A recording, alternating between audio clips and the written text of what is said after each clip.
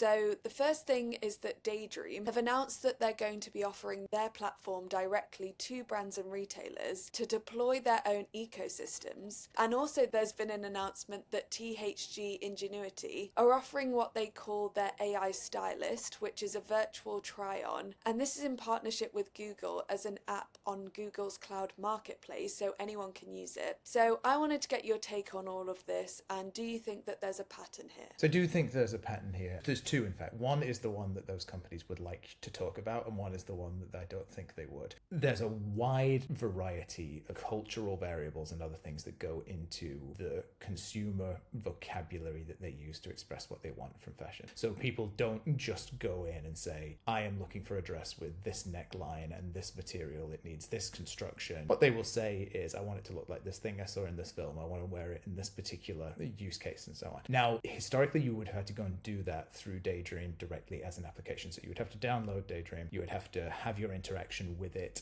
Their catalog is populated, I believe, with brands that they have previously partnered with, and they will then, at the end of the conversation, they will say, here you go, let's present you with these options, you can then refine them more visually, and so on. This turn now is them saying, well, let's take that same technology layer and that same understanding of interaction and interface, and let's make it available as a product that brands and retailers can buy and deploy on their own, rather than having to have their consumers go through Daydream. Now, it's a good business turn for them. It's also, to some extent, an admission that that sort of platform has maybe not secured as much of the user base as it could have done on its own. If you're creating this kind of business, your initial play is, how much of this can I own? How many people are going to come directly to my app? How many people come directly to my platform? How can I monetize handing that off to the brands afterwards? If you do that successfully, if you get sufficient amounts of it, you don't then need to sell your platform any other way. Selling your platform another way is a great other additional revenue stream, but it's also a testament of the fact that I think